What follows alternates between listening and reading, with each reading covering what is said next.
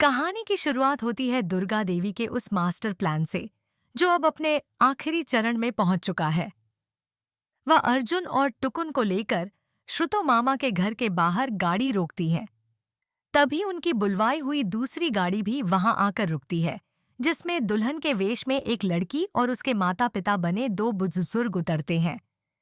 ये सभी किराए पर बुलाए गए एक्टर्स होते हैं, लेकिन अर्जुन और अहाना को इस बात की कोई भनक नहीं होती। उधर श्रुतो मामा और अहाना हाना खिड़की से यह पूरा दृश्य देख रहे होते हैं। गाड़ियां रुकते ही अहाना अपने आंसू छिपा लेती है ताकि कोई उसकी कमजोरी न पाए। वहीं अर्जुन गाड़ी से उतरते ही न सजावट देखता है न दुल्हन। उसकी बेचैन नजरें सिर्फ अहाना को ढूंढ रही होती हैं और वह बार बार घर के दरवाजे की ओर देखता है। इधर दुर्गा देवी के प्लान का असली खेल शुरू होता है। रस्में चलने लगती हैं। उन्हें पूरा विश्वास होता है कि फेरे या वरमाला से पहले अर्जुन या अहाना में से कोई न कोई आगे बढ़कर शादी रोक देगा। पर जैसे जैसे समय बीतता है, उनके माथे पर पसीने की बूंदें चमकने लगती हैं। उनका अपना ही बनाया प्लान अब उन्हें भारी लगने लगता है। कभी वह अर्जुन के पथराए चेहरे को देखती हैं तो कभी अहाना की खामोशी पर हैरान होती हैं। हे भगवान, दोनों चुप क्यों हैं? अर्जुन इनकार क्यों नहीं कर रहा? अहाना आगे बढ़कर रोक क्यों नहीं रही? अगर कहीं जिद में अर्जुन इस नकली दुल्हन से सच में शादी कर बैठा तो सब बर्बाद हो जाएगा। उधर अहाना मंडप के पास एक खंभे से टिककर खड़ी है। उसकी आंखों से आंसू लगातार बह रहे हैं, पर उसके होंठ सिले हुए हैं। उसे लगता है कि अर्जुन अपनी खुशी से शादी कर रहा है, इसलिए वह उसके रास्ते में नहीं आना चाहती और अपने प्यार की कुर्बानी दे रही है। दोनों की यह घुटन भरी चुप्पी दुर्गा देवी को भीतर तक डरा देती है। तभी पंडित जी की भारी आवाज गूंजती है, वर और वधू कृपया खड़े हो जाएं, वरमाला का शुभ मुहूर्त हो गया है। अर्जुन मशीन की तरह खड़ा हो जाता है।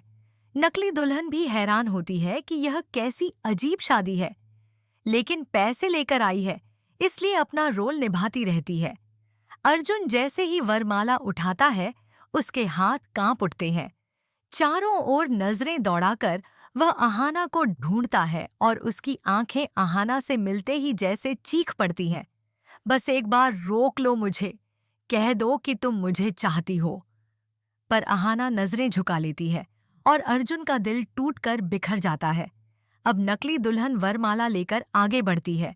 दुर्गा देवी की सांसें अटक जाती हैं। जैसे ही माला अर्जुन के कंधों को छूने ही वाली होती है, अचानक अर्जुन उसका हाथ हवा में ही पकड़ लेता है और जोर से कहता है, बस बहुत हो गया।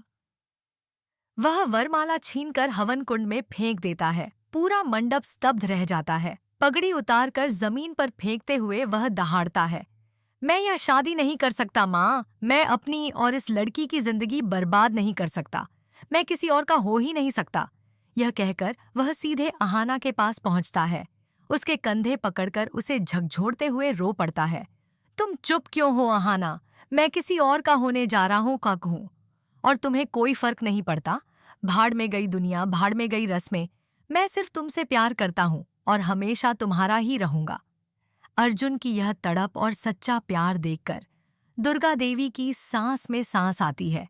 लेकिन कहानी यहीं खत्म नहीं होती।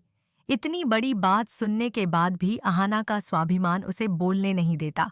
उसे लगता है कि कहीं यह सब अर्जुन का एहसान तो नहीं। यह देखकर दुर्गा देवी का धैर्य जवाब दे जाता है। वह आगे बढ़कर अहाना का हाथ पकड़ती है, उसे खींचकर अर्जुन के पास मंडप में बैठा देती है और कड़क आवाज में कहती है, बस बहुत हुआ। मैंने अपनी आंखों से देखा है कि तुम दोनों एक दूसरे के बिना कैसे तड़प रहे हो। अब यह नाटक बंद करो। यह कोई दूसरी शादी नहीं, बल्कि तुम दोनों का पुनर्मिलन है। चुपचाप शादी करो और अपनी जिंदगी की नई शुरुआत करो। यह माँ का आदेश है। और इसी तरह दो बिछड़े हुए दिल हमेशा के लिए एक हो जाते हैं। दुर्गा देवी का मास्टर प्लान आखिरकार सफल हो जाता है। कहानी की शुरुआत होती है दुर्गा देवी के उस मास्टर प्लान से जो अब अपने आखिरी चरण में पहुंच चुका है। वह अर्जुन और टुकुन को लेकर श्रुतो मामा के घर के बाहर गाड़ी रोकती है।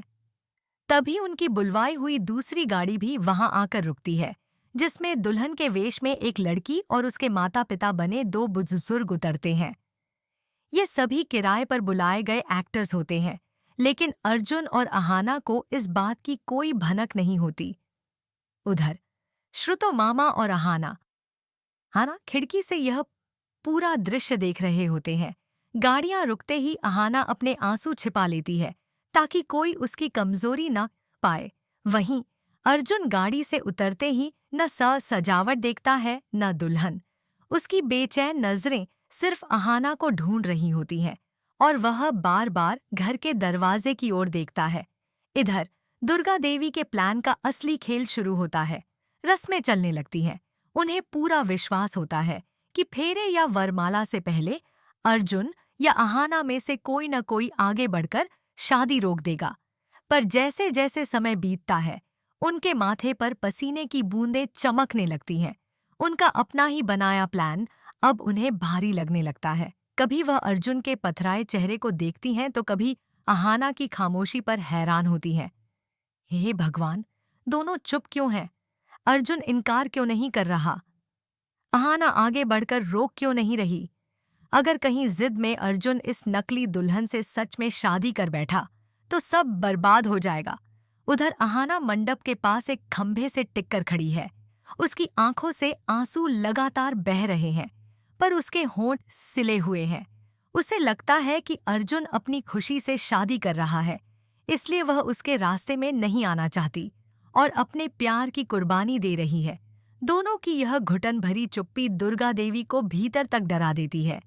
तभी पंडित जी की भारी आवाज गूंजती है, वर और वधू कृपया खड़े हो जाएं, वरमाला का शुभ मुहूर्त हो गया है। अर्जुन मशीन की तरह खड़ा हो जाता है। नकली दुल्हन भी हैरान होती है कि यह कैसी अजीब शादी है, लेकिन पैसे लेकर आई है, इसलिए अपना रोल निभाती रहती है। अर्जुन जैसे ही वरमाला उठाता है, उसके हाथ कांप उठते हैं। चारों ओर नजरें दौड़ाकर वह अहाना को ढूंढता है और उसकी आंखें अहाना से मिलते ही जैसे चीख पड़ती हैं। बस एक बार रोक लो मुझे, कह दो कि तुम मुझे चाहती हो। पर अहाना नजरें झुका लेती है और अर्जुन का दिल टूटकर बिखर जाता है। अब नकली दुल्हन वरमाला लेकर आगे बढ़ती है। दुर्गा देवी की सांसें अटक जाती हैं। जैसे ही माला अर्जुन